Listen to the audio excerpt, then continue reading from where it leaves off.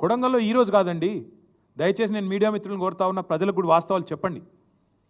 6-7 నెలల కిందట, ఇంకెక్కువ 8-9 నెలల కిందట ముఖ్యమంత్రి సోదరుడు తిరుపతి రెడ్డి ఆయనకు ఒక ఫోన్ కాల్ వైరల్ అయింది. మీరు చూసే ఉంటారు, వినే ఉంటారు. ఏమని? ఒక రైతు ఫోన్ చేసి తిరుపతి రెడ్డి గారిని అడుగుతున్నాడు, మేము ఎందుకు ఇవ్వాలా మా భూములు, ఇవ్వకపోతే ఏం చేస్తుంది ప్రభుత్వం అని గట్టిగా అడిగితే, తన్ని తీసుకుంటాం ఆయన అన్నమాట, తన్ని తీసుకుంటాం నా కొడక అని మాట్లాడినాడు ఆయన. ఉంది, వైరల్ ఉంది, ఆ వీడియో ఆడియో తీయండి, తప్పకుండా వినండి. అంటే ఇది 6-7-8 నెలల నుంచి నడుస్తున్న కథ, రగులుతోంది కొడంగల్. మధ్యలో రైతులు ఒక్కసారి కాదు, అన్ని పార్టీల దగ్గర పోయినారు. మా కాడికి కూడా వచ్చినారు, ఇక్కడనే నా దగ్గర కూడా వచ్చి నన్ను కూడా కలిశారు. తర్వాత బీజేపీ ఆఫీస్కి పోయినారు, అందరి దగ్గర పోయినారు, ముఖ్యమంత్రి గారిని కూడా కలిసినారు. కలిసి చెప్పినారు, సార్ ఇది మంచిది కాదు, విరమించుకోండి.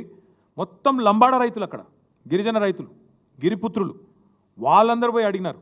అడిగితే పట్టించుకోకుండా ఏకపక్షంగా మేమేదో రారాజులం, చక్రవర్తులం, కొడంగల్ ఏదో మా సామ్రాజ్యం, మేము ఏదనుకుంటే అది జరగాల అనే పద్ధతుల్లో ఇవాళ మీరు తీసుకున్న అనాలోచిత పిచ్చి నిర్ణయం వల్లనే కొడంగల్ రగులుతున్నది.